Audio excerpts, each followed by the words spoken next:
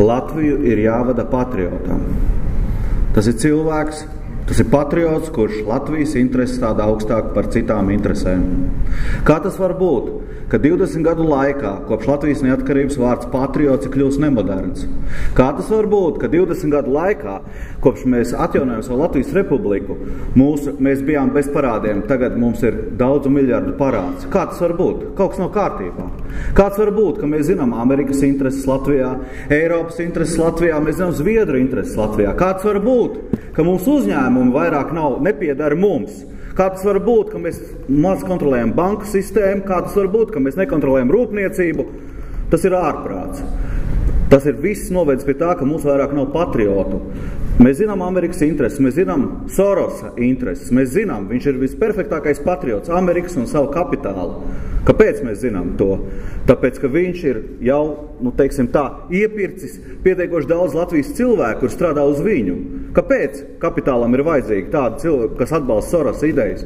Ļoti vienkārši. Latvijā nebūtu patriotisms, lai jebkurš kapitāls varētu brīvi migrēt šeit, iepirkt, izdarīt tā, lai mūsu cilvēki braukt strādāt citur, un mums nebūtu vairāk savu interešu. Tās ir tās saucamās nacionālās intereses. Jau divas nedēļas, jau mēnesi mēs LNT katru pirmdienu stāstam Latvijas tautai par nacionālām interesēm. Kāds var būt, ka valsts nav definējusi savus nacionālās intereses, un tas jādara ir televīzijas kanālam? Tas ir kaut kas nesaprotams. Tātad, Latvija ir jāvada līderim. Ko nozīmē līderis? Tas nozīmē cilvēks, kurš ir sācis savu karjeru kā vienkārši Rīgas puika, kurš ir iesācis savu dzīvi, rūpīgi strādājot, mācoties, kurš ir apgādājis savu ģimeni, iemācījies nopelnīt naudu, kļuvis bagāts un ar savām idejām aizraut citus. Atļauj darīt tā, ka citi var arī nopelnīt no viņa idejām, kad var strādāt kopā. Es esmu redzējis, kā šis cilvēks aizstāv mūsu intereses ārzemēs.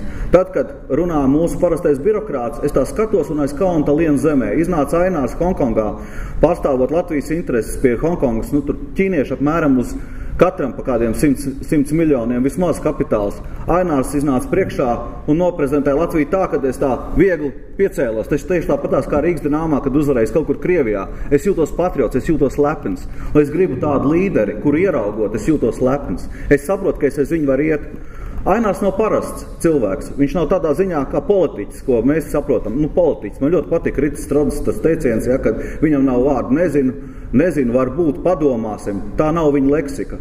Aināram leksika ir ļoti vienkārši. Jā, nē.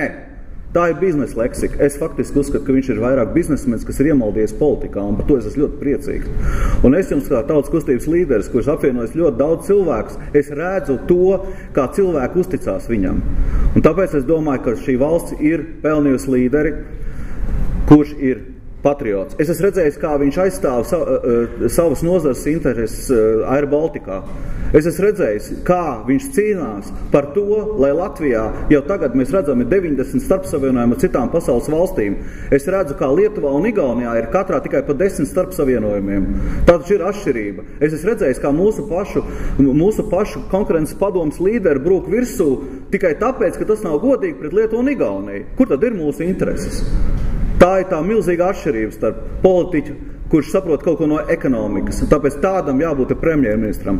Tāpēc ar visu savu iekšējo spēku es novēlu tev, Ainār, un tautas kustības vārdā es novēlu tev, Ainār, izvest mūsu valsti, lai mums nebūtu, kā Šķēle teica, ne parādu, lai mēs būtu pašpietiekami, lai mūsu valsts atkal iemirdzētos valsts, kur nav parādnieku sarakstā, kur mums nav jāatskaitās valūtas fondam, kur es nezinu, kas ir slepenajos pielikumos, vai mūsu zemi mežus privatizēs, vai privatizēs mūsu Daugavas elektrostacijas un tālāk. Es negribu katru dienu atvērt avīzi un saprast, ka atkal viss ir sliktāk, un būs vēl sliktāk. Es gribu redzēt to, es gribu būt lepns, kad saka pasaulē, un Latvija ir panākusi to un to. Tātad lūdzu vārds premjera amata kandidātam Aināram Šlesaram.